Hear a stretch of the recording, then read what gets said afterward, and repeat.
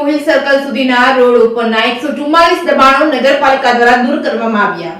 સોમનાથ મંદિરની સામેના ભાગે રોડની બંને બાજુ આવેલ પાથરા પાથરીને નાની દુકાનોમાં વેપાર કરતા દુકાનદારોની 144 દુકાનોનું વહેલી સવારે 8 કલાકે ડિમોલેશન હાથ ધરવામાં આવ્યું હતું અને તમામ દબાણ દૂર કરવામાં આવેલ હતા। દબાણ દૂર કરવાની કામગીરી નગરપાલિકા દ્વારા કરવામાં આવી હતી। આ બાબતે નગરપાલિકાના ચીફ ઓફિસર ડોડિયા સાથે વાત કરતા તેઓએ જણાવ્યું હતું કે તમામ દુકાનદારોને એક દિવસની પહેલા નોટિસ આપવામાં આવી હતી। આ દબાણો સવારના 8 કલાકે ડિમોલેશન શરૂ કરવામાં આવ્યું હતું, જેમાં 6 જેસીબી મશીન તેમજ 10 ટ્રેક્ટરો તેમજ અન્ય વાહનો નગરપાલિકાના 130 કર્મચારીઓ દ્વારા કામગીરી હાથ ધરવામાં આવી હતી। આ બાબતે પ્રભાસ પાટણ પોલીસ દ્વારા જણાવવામાં આવ્યું હતું કે એસપી મનોહરસિંહ જાડેજાની સૂચના મુજબ અને માર્ગદર્શન મુજબ ડિમોલેશન કરવામાં આવ્યું હતું। નગરપાલિકા દ્વારા પોલીસ બંદોબસ્તની માંગણી કરવામાં આવતા એસપી દ્વારા પોલીસ બંદોબસ્ત આપવામાં આવે છે અને જેમાં એસપી 1, ડીવાયએસપી 1 તેમજ પીઆઈ 5, પીએસઆઈ 16 અને 200 પોલીસ કર્મચારીઓ, એસઆરપીની 2 કંપની અને જીઆરડીના જવાનો સહિતના બંદોબસ્ત ગોઠવવામાં આવ્યો હતો, જેમાં એક્ઝિટ પોઈન્ટને સીલ કરવામાં આવેલ છે જેથી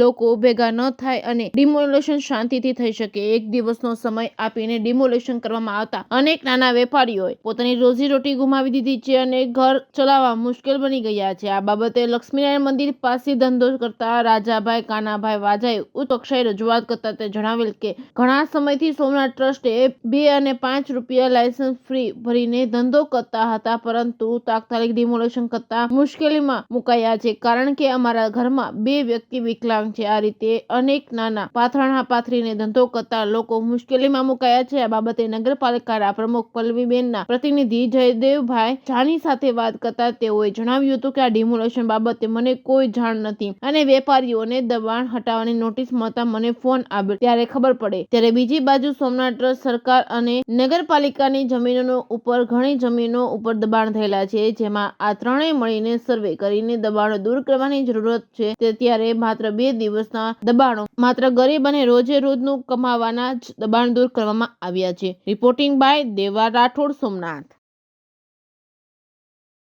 પ્રભાસ પાટણ પોલીસ વિસ્તારમાં આવેલ સોમનાથ મંદિરની સામે જે નગરપાલિકાની જગ્યા છે, રોડ સાઈડ અને ફૂટપાથ પર ઘણા વર્ષોથી લોકોએ દબાણ કરી અને કાચી દુકાનો ઊભી કરેલી। આ દુકાનો આશરે 20 વર્ષથી પણ જૂની છે અને ઘણા વર્ષથી લોકો અહીંયા પોતાનો ધંધો કરતા હતા। જે દબાણો દૂર કરવા માટે ગઈકાલે નગરપાલિકા તરફથી તમામ 144 લોકોને નોટિસ ઇસ્યુ કરવામાં આવી તેમજ પોલીસ પાસે એમના તરફથી બંદોબસ્તની માંગણી કરી।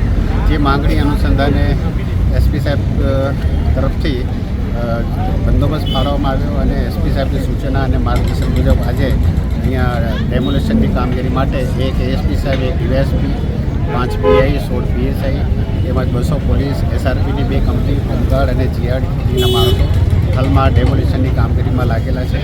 તેમજ જે જગ્યાએ ડેમોલેશનની કામગીરી હાલ ચાલી રહી છે એની આસપાસના જે તમામ એક્ઝિટ એન્ટ્રી પોઈન્ટ છે એ તમામ સ્થળો પોલીસે સીલ કર્યા છે, જ્યાંથી બિનજરૂરી કોઈ વ્યક્તિઓ આવે નહીં, કોઈ જાતના ઘર્ષણ ન થાય એ માટેના પૂરતા તકેદારી પોલીસે રાખેલ છે અને હાલમાં ડેમોલેશનની કામગીરી ખૂબ જ શાંતિપૂર્ણ રીતે ચાલુ છે।